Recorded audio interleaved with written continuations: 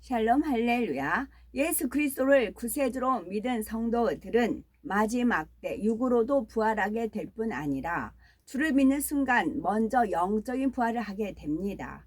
곧 영원한 생명을 얻게 되는데 이러한 과정이 에베소서 5장 31에서 32절에 기록되어 있습니다. 이러므로 사람이 부모를 떠나 그 아내와 합하여 그 둘이 한 육체가 될지니 이 비밀이 크도다. 내가 그리스도와 교회에 대하여 말하노라.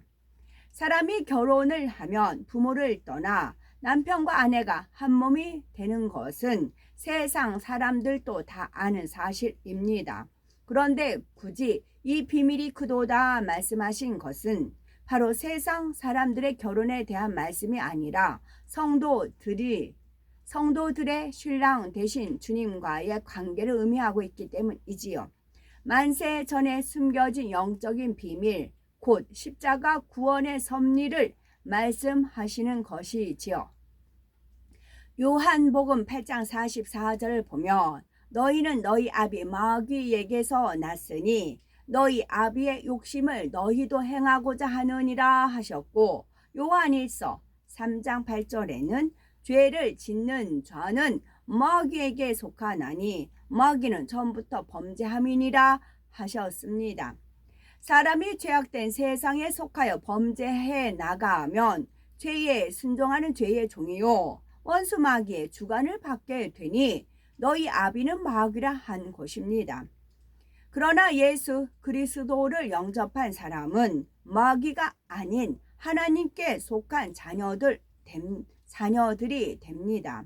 또한 신랑 되신 예수 그리스도와 믿음으로 결합하여 하나가 되지요. 이렇게 주님과 연합하여 하나가 되면 하나님께서는 우리 마음 안에 성령을 선물로 보내주십니다. 요한복음 3장 6절에 육으로 난 것은 육이요 성령으로 난 것은 영이니 하신 말씀대로 성령이 우리 안에 오시면 죽었던 영이 살아나 성령으로 계속 영을 나아가게 하시지요. 성령으로 영을 나아간다는 말은 자신의 마음에 진리의 지식을 채워 나간다는 뜻이 됩니다. 이렇게 성령으로 영을 나아가는 사람들은 영이신 하나님의 자녀가 되어 하나님을 아버지라 부를 수가 있지요. 이처럼 하나님의 자녀들이 마음의 성령을 받아 성령으로 영을 나아가는 것을 이해하기 위해 사람의 마음에 대해 잠깐 살펴봅니다. 사람의 마음은 먼저 명백한 진리의 마음과 명백한 비진리의 마음, 곧 하얀 마음과 까만 마음으로 나눌 수가 있지요. 하나님께서 맨 처음 사람을 지으실 때 하나님의 생기를 불어 넣으심으로 사람에게 생명의 씨가 생겼습니다. 그 후로 진리를 심어 주심으로 생명의 씨를 중심으로 진리가 감싸져 있는 것이 바로 아담의 영이요 아담의 마음이 되었지요. 이렇게 맨 처음 아담의 마음은 오직 진리로만 채워진 하얀 마음이었던 것입니다. 그러다가 아담이 범죄함으로 하나님과의 교통이 끊어지게 되자 원수 마귀 사단이 아담에게 역사하여 죄와 악, 불의, 불법 등 비진리를 심어 주었습니다. 그래서 아담의 마음에는 원래 있던 하얀 마음과 함께 원수 마귀가 심어준 까만 마음이 공존하게 된 것이지요. 그런데 또 하나의 새롭게 만들어진 마음이 있습니다. 바로 양심으로서 이는 부모로부터 물려받은 본성을 기초로 하여서 자신이 보고 듣고 배우면서 스스로 입력한 것들에 의해서 더해져서 형성이 됩니다. 진리와 비진리가 섞여서 자기 나름대로의 가치 판단의 기준을 만들어낸 것이 바로 양심입니다. 이러한 양심은 사람마다 지역마다 그리고 시대마다 다릅니다. 사소한 거짓말을 하고도 양심이 찔리는 사람이 있고 큰 거짓말로 남에게 피해를 주고도 별로 양심에 꺼리끼지 않는 사람도 있지요.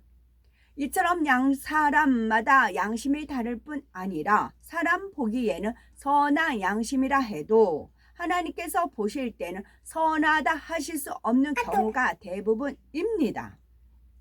예를 들어 마음에는 분노와 서운함이 있어도 억지로 참고 용서하는 사람이 있을 때 세상 사람의 양심으로는 선하다 하겠지만 하나님께서 보실 때는 선한 것이 아니지요. 하나님 앞에 선한 양심을 가진 사람은 서운함조차 없이 원수라도 사랑하며 상대를 이해하고 허물을 덮어주는 것입니다. 결과적으로 사람의 마음을 크게 세 가지로 나누면 진리의 마음, 비진리의 마음, 그리고 양심으로 나눌 수가 있습니다. 사실 이 세 마음 중에 하나님께서 처음 심어주신 진리의 마음은 거의 남아있지 않습니다. 또한 마지막 때가 될수록 세상이 악해지므로 사람들의 양심도 점점 더 악해지지요.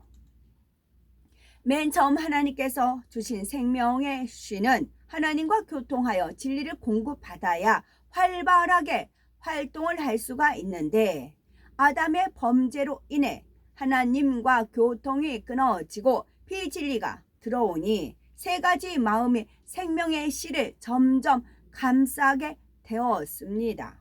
그 중에서도 비진리가 생명의 씨를 감싸서 생명의 씨가 활동하지 못하게 하므로 생명의 씨는 점점 활동이 위축되고 꼼짝 못하게 되어 죽은 것과 마찬가지가 되었지요.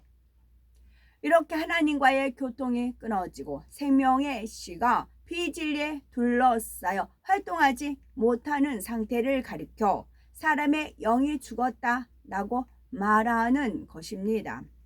마치 식물의 씨앗이 죽은 것 같이 보여도 그 안에 생명이 남아 있으며 언젠가는 싹이 나고 자라는 것과 마찬가지입니다.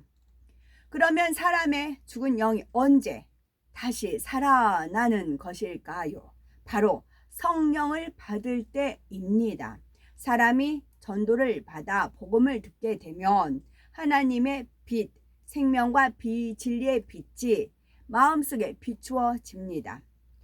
전도를 받아 복음을 받게 되면 하나님의 빛, 생명의 빛, 진리의 빛이 마음속에 비추어집니다.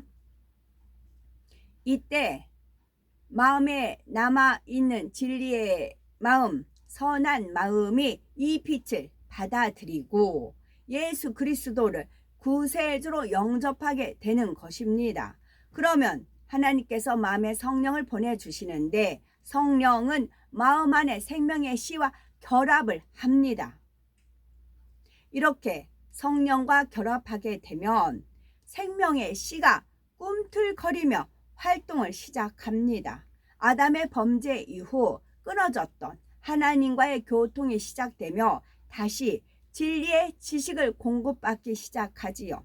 미움, 교만, 다툼, 혈기, 간음 등의 비진리로 가득 차 있던 마음에 사랑하라, 섬겨라, 낮아지라, 화평하라 등의 진리로 채워져 가는 것입니다. 제가 주로 찬양은 함께 하다가 설교할 때는 이제 많이 제가 안 들어요. 그 이유는 찬양은 진리잖아요. 그리고 찬양에 자기 사서로운 그런 철학 같은 게 스며들지를 않잖아요. 찬양 그 곡만 올리잖아요. 근데 설교에 딱 들어가면 그 설교자 개인적인 뭐 그 사상, 개인적 인본주의 그런 게 들어가잖아요. 그래서 그건 이제 거부 반응이 일어나요. 생명이 아닌 건 거부 반응이 일어나요. 그리고 이제 또 성령의 감동함 속에서 성령에 의존해서 하신 분들의 설교는 달게 맛있게 이제 듣지만 그래서 찬양을 주로 같이 동참하는 이유가 그래요. 근데 찬양을 하는데도 뭐 자기 인기를 자기 이름 섞자 뭐 교만 막 거들먹거리고 그런 분들 찬양은 이제 이게 거부 반응이 일어나요. 그런 이제 온전히 하나님께 영광 돌리는 그런 찬양은 같이 동참을 하는 것이지요. 찬양 속에 거하시는 하나님을 저도 만나 뵙는 것이고요. 이것이고 성령으로 영을 나아가는 과정인데 이 과정에서 꼭 필요한 것이 바로 기도입니다. 힘쓰고 애써 기도하는 만큼 위로부터 하나님의 은혜와 능력을 받아서 마음의 비질리를 버려 나갈 수가 있습니다. 그런 만큼 진리의 마음이 점점 더 힘을 얻게 되는 것이지요. 그런데 아무리 기도를 열심히 한다 해도 자신의 생각과 이론을 깨트리지 않으면 소용이 없습니다. 성령은 진리의 마음을 주관하여 성령의 소욕을 쫓아 행하도록 하는데 사단은 혼을 통해 곧 생각을 통해 마음속에 비진리를 주관하게 됩니다. 비진리가 많으면 마음으로 성령의 역사를 받기 전에 먼저 생각을 통해 사단의 역사를 받게 되므로 육체의 소욕을 쫓아 멸망의 길로 가게 되지요. 비록 진리를 많이 들었고 오랜 시간 기도를 한다 해도 육신의 생각과 이론을 버리지 않으면 성령의 역사를 쫓아 행할 수가 없습니다. 기도를 해도 마음이 공고하며 하나님의 역사를 밝게 체험할 수가 없지요. 그래서 고린도후서 10장 5절에 모든 이론을 파하며 하나님 아는 것을 대적하여 높아진 것을 다 파하고 모든 생각을 사로잡아 그리스도에게 복종케 하니 말씀하는 것입니다. 이처럼 기도하고 변화되어 세 가지의 마음 중 비진리의 마음을 벗어버렸다고 해도 그것으로 연단이 끝나는 것이 아닙니다. 그 다음에는 양심의 악, 다시 말해 깊은 본성 가운데 숨겨진 죄성들을 발견하여 벗어버려야 하기 때문입니다.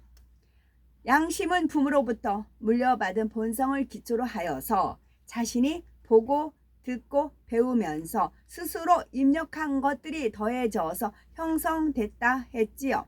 그렇게 만들어진 양심이 다시 자신만의 깊은 본성을 만들게 되는데 이것은 자기 스스로도 알지 못하는 깊은 속마음입니다. 본성 속의 비진리는 하나님의 의와는 맞지 않지만 자신이 보기에는 너무나 옳고 정당하기 때문에 스스로 발견해서 버리기가 쉽지 않습니다. 그래서 하나님께서 연단 중에 사람의 본성 속에 있는 비진리를 발견하게 하심으로 온전히 거룩하게 만들어 가시는 것입니다. 순전한 욥이 그토록 연단을 받아야 했던 것도 자신의 의를 깨달아 버리기 위해서였지요. 욥은 새 마음 중에 비진리의 마음은 벗어버렸지만 아직 깊은 본성 속의 악은 버리지 못했는데 자신이 이해할 수 없는 연단을 받게 되자 자신이 이해할 수 없는 연단을 받게 되자 본성 속에 숨겨진 악이 드러나게 되었습니다.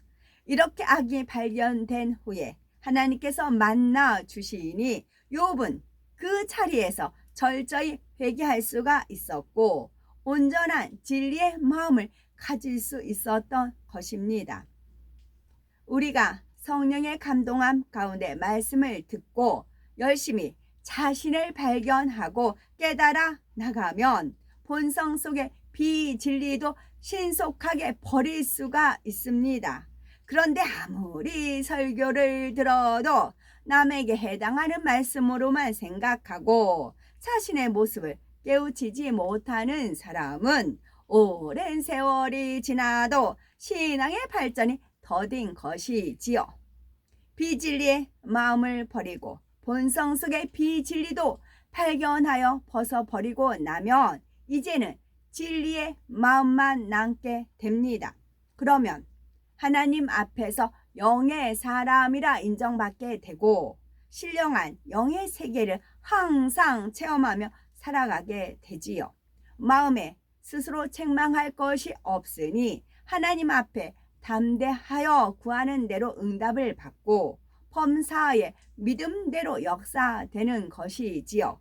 그러므로 하나님의 자녀들은 성령을 받아 생명의 씨와 결합한 진리의 마음이 커진 만큼 주님과 온전히 하나 되고 천국에서도 하나님의 보호자 더 가까운 것에 거하게 되는 것입니다. 이처럼 성령으로 영을 낳아 장차 영원한 천국을 유업으로 받으며 그 중에서도 가장 영화로운 새 예루살렘에 들어갈 수 있는 우리가 되자는 말씀이지요. 아멘.